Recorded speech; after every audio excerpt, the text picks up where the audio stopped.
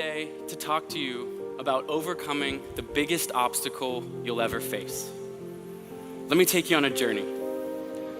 10 years ago, I had just graduated from college. It was time to let loose, to see the world. I took my life savings from 3 summers painting houses, packed a backpack and a surfboard, and set off into the world for an adventure with no itinerary.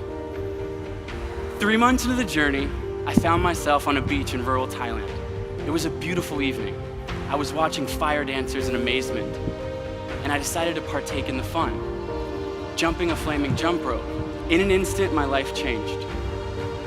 The rope wrapped around my legs and ignited my body completely on fire. Survival mode kicked in when I needed it most, and with one last breath and ounce of courage, I dove into the ocean a few steps away to extinguish the flames.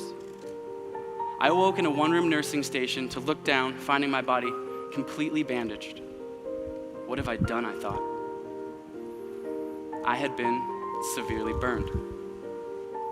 Thankfully, 5 days in this ordeal, my mother arrived to be my protector. I know now she was just as afraid as I was, but she chose to never show me her fear. Instead, she came into my hospital room every single day with a smile on her face and an air of positivity, daring me to dream about the future. She kept asking me questions like, "Colin, what do you want to do when you get out of here? Let's set a goal." My immediate response, "Mom, I'm screwed. The doctors say I may never walk again normally.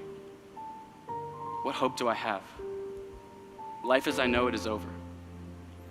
But her positivity was unrelenting and infectious. And 3 days after she arrived, she was sitting on my bedside and I announced my goal.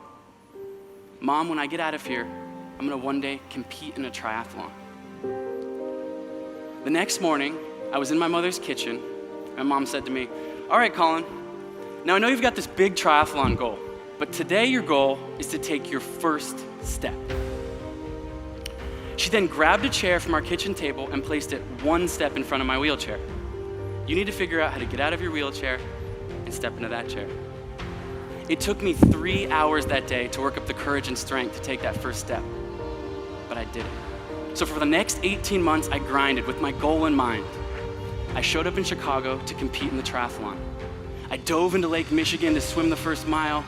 I got on my bike, rode 25 miles, put my shoes on, and ran 6.2 miles to the finish, crossing the finish line. I had done it. I had achieved my goal. And there was one more surprise in store for me that day. I hadn't just finished the race. I had won. Through this tragedy, I'd learned an invaluable lesson. I had learned that life will test us with setbacks, but these situations aren't permanent. We have full control of our choices to keep moving forwards one step at a time. I had learned that we all have reservoirs of untapped potential and can achieve great things. The biggest thing standing in our way? Our own minds.